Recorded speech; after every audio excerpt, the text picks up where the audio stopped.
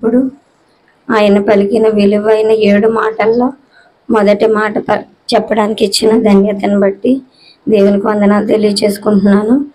అయితే చిన్న సాక్ష్యం, 20 సంవత్సరాల నుంచి నేను చర్చికి వెళ్తున్నాను. కానీ ఎప్పుడు నేను సిలువలో పలికిన 7 మాటలు వినడం తప్ప ఎప్పుడు చెప్పలేదు. ఇదే మొదటిసారి. మా సంఘం 500కి పైగా ఉంటారు. నేను ఎక్కడో డ్యూటీ నుంచి వెళ్ళి మధ్యలో వెళ్ళి సెలవు దొరికాక వెళ్ళి 1 మాట 2 మాటలు వినడం తప్ప డ్యూటీలో సెలవు దొరకకపోవడం కొంత కారణం, మరి కొంత కారణం అనుభవ జ్ఞానం లేకపోవడం, ఇది చెప్పాలి అనే తలంత కూడా లేకపోవడం. అయితే దేవుని మాటలు వినడానికి మొదటి మాట, యేసు తండ్రి వీరేమి చేయుచున్నారో వీరు ఎరుగరు గనుక వీరిని క్షమించమని చెప్పాను. అవునండి, నా గురించి నేను మొదటగా చెప్తాను. ఏంటంటే ఏం చేస్తున్నామో తెలియని స్థితిలో అనేకమైన ఇబ్బందికర కార్యాలు చేసి దేవుని కృపను పోగొట్టుకున్నారు. అయినప్పటికీ దేవుడు కృపామయుడు కాబట్టి నన్ను క్షమించి ఆదరించి మరలా నన్ను ఆయనలో నిలబెట్టారు. అటు రీతిగా మరలా పడిపోకుండా పరిగెత్తడానికి సువార్త నిమిత్తం, బైబిల్ ధ్యానం నిమిత్తం, ఉద్యోగ నిమిత్తం, కుటుంబ నిమిత్తం సమస్త కార్యాల్లో ముందుకు వెళ్తున్నాను. అయితే దేవుడు చెప్పిన మాట, వీరేమి చేయుచున్నారో వీరు ఎరుగరు గనుక పాపంలో పడిపోతున్నాం. అటు రీతిగా మనం పడవచ్చు సమయాన్ని బట్టి, కానీ పాపం చేయకూడదు. కోపపడి పాపం చేసి నేను పోగొట్టిన విలువ ఎంత అంటే ఇప్పటికే 50 లక్షలు, 3 జీవితాల అనాథలు. ఇక మీదట ఆయన గవర్నమెంట్ జాబ్ అయితే దాని విలువ 2 కోట్లు, 3 జీవితం అనాథలు. ఇంత క్లియర్గా ఎందుకు చెప్తున్నాను అంటే మీరెవ్వరూ కూడా నాలాంటి శ్రమను పొందకూడదని.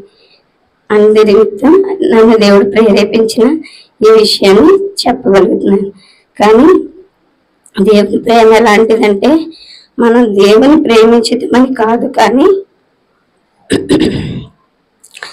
తానే మనల్ని ప్రేమించి మన పాపములకు ప్రాయశ్చిత్తమై ఉండుటకు తన కుమారుని పంపాను. ఇందులో ప్రేమ ఉన్నది. ప్రియులారా, దేవుడు మనలను ఇలాగ ప్రేరేపింపగా మనం ఒకరినొకడు ప్రేమింపబద్ధులమై ఉన్నాము. మనం ఎలాంటి పాపంలో పడిపోయినా కూడా దేవుడు మనకు క్షమిస్తున్నాడు. అట్టి రీతిగానే మన కుటుంబీకులతోనూ, మన కొలీగ్స్తోనూ, మన సంఘస్థులతోనూ సమస్త విషయాల్లో కూడా మనం ఒకరినొకరు క్షమించుకోవాలి. అది లేని పక్షాన అతి భయంకరమైన కార్యాలు ఇలాంటి సిచ్యువేషన్స్కి దారి తీస్తాయి. అలాంటి స్థితిలో మీరు ఎవ్వరూ పడిపోకూడదు. అందు నిమిత్తమే ఆ సాక్ష్యమే దేవుడు నన్ను ఈ సంఘానికి నడిపించాడు. మీరందరూ కూడా ప్రేయర్ఫుల్గా ఉంటారు, అంశాలు వింటారు, ప్రార్థన చేసుకుంటారు. ఇక్కడున్న మీరందరూ బాగా బైబిల్ చదువుతారు, దేవుని వెంబడిస్తారు. కానీ నేనంత బైబిల్కి టైం ఇవ్వను. ఎందుకంటే నాకున్న టైం అంతా అప్పులలో అయిపోతుంది. చాలా తక్కువ సమయం నేను దేవునితో గడుపుతాను. అయినప్పటికీ కూడా దేవుని మహాకృప నన్ను ముందుకు నడిపిస్తూ ఉంది. అది ఆయన ప్రణాళికను గుర్తెరిగి నేను రీతిగా నడుస్తూ ఉన్నాను. మీరు చేయవలసిన విషయం, ప్రధానమైన అంశం ఒకరినొకరు క్షమించుకోవడం. ప్రతి విషయమందు కూడా కోపం అనేది మనసులో ఉంచుకోనే కూడదు. నేను 12 సంవత్సరాల కోపాన్ని పెంచుకుంటూ పెంచుకుంటూ పెంచుకుంటూ వచ్చి ఒక్కసారిగా దాన్ని ప్రణాళికలో పెట్టేశాను. మన పాపం అంట ఏ రోజుది ఆ రోజే సూర్యోదయం మొదలుకొని సూర్యాస్తమయం అయ్యే లోపు దాన్ని మనం విడిచిపెట్టి వాళ్ళతో సహవాసంలో ఉండాలి. అలా మనం ఉన్నప్పుడే మనం దేవుని ఎదుట ప్రత్యక్షంగా ఉన్నట్టు. ఎటువంటి పాపానికి కూడా మనం తావివ్వలేనట్టు. ఏదో మనసులో పెట్టుకుని ఎదుటి వాళ్ళతో మాట్లాడడం, కోపం పెంచుకోవడం, ఇదైతే మాత్రం ఎంత మాత్రమూ కరెక్ట్ కాదండి. ఈ విషయం రూఢిగా చెప్పడానికి దేవుడు నన్ను ఈ నిమిషంలో నిలబెట్టి ఉన్నాడు. అయితే సిలువలో మన స్థానంలో మనకు బదులుగా మనం క్షమించబడ్డకు ఆయన శిక్షింపబడ్డాడు. మనం అంగీకరింపబడ్డకు ఆయన తిరస్కరింపబడ్డాడు. మన నిత్య జీవం పొందుకోవడానికి ఆయన మరణ శిక్ష పొందాడు. మనం స్వస్థత పొందాలని ఆయన గాయపరచబడ్డాడు. మనం ఐశ్వర్యవంతులు కావాలని ఆయన దరిద్రుడయ్యాడు. మనం నీతిమంతులు కావాలని ఆయన పాపి అయ్యాడు. మనం ఆశీర్వదించబడ్డకు ఆయన శాపగ్రస్తుడయ్యాడు. సమస్తానికి ఆయన ప్రాణాన్ని మనకి అర్పించాడు. మన ప్రేమ ఇదంతా మనకి ఇప్పుడు మాత్రమే తెలుసు. కానీ దేవుని కృప మనం పుట్టక ముందే, మన పూర్వీకులు పుట్టక ముందే, అనాది కాలం నుంచి మన ముందు మన తర్వాత యుగ యుగాలు దేవుడు సజీవుడై ఉన్నాడు. మనం చేయవలసినదల్లా ఒకరి యందు ఒకరు క్షమాపణ, ప్రేమ, జాలి, దయ కలిగి ఉన్నాడు. ఇలాంటి క్రియల్లోనూ కూడా చిన్న కోపం వచ్చినా విడిచిపెట్టాల్సిన పరిస్థితి. వీరందరూ నన్ను చూస్తూ ఉన్నారు, నా పరిస్థితి ఏంటో చూస్తూ ఉన్నారు. డబ్బు ఉన్నా, ఆస్తి ఉన్నా, ఇల్లున్నా, ఏమున్నా కూడా సాక్ష్యం అనేది మంచిగా ఉండాలి. అది కోపం నిమిత్తం మాత్రం పోగొట్టుకోకూడదు. నేను ఎవరు ఎదుడిగినా ఇస్తాను, ఇంట్లోనే, డ్యూటీలోనే, అన్నిటిలోనే.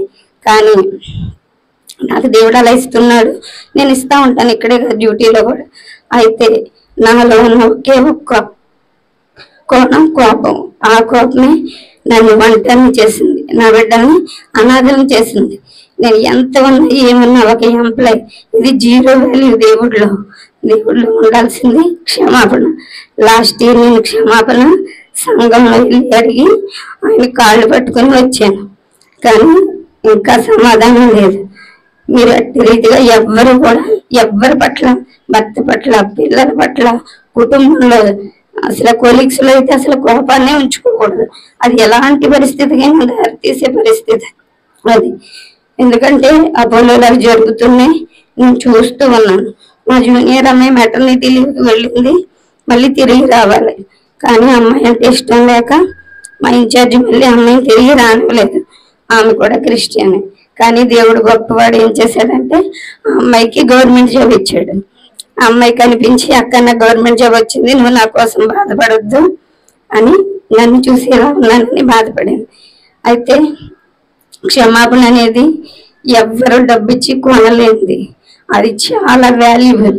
అది లేని నేను సమస్తం పోగొట్టుకుని దేవుని ఎదురు నిలబడి ఉన్నాను. ఆయన క్షమించి మార్గాన్ని తెరవాలని ఈ గొప్ప సాక్ష్యం సిలువలో దేవుడు ఇచ్చిన ఈ జ్ఞానాన్ని బట్టి నేను చెప్పాను.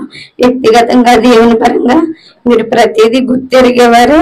మనం ఎవరం చిన్నపిల్లలని లేవు ఇక్కడ, అందరూ మెచ్యూర్ మైండ్ ఉన్న వాళ్ళే. ప్రతి ఒక్కరికి దేవుని వాక్యం అర్థమైందని నేను ఆశిస్తాను. ఈ వాక్యం దేవుడు దీవించు.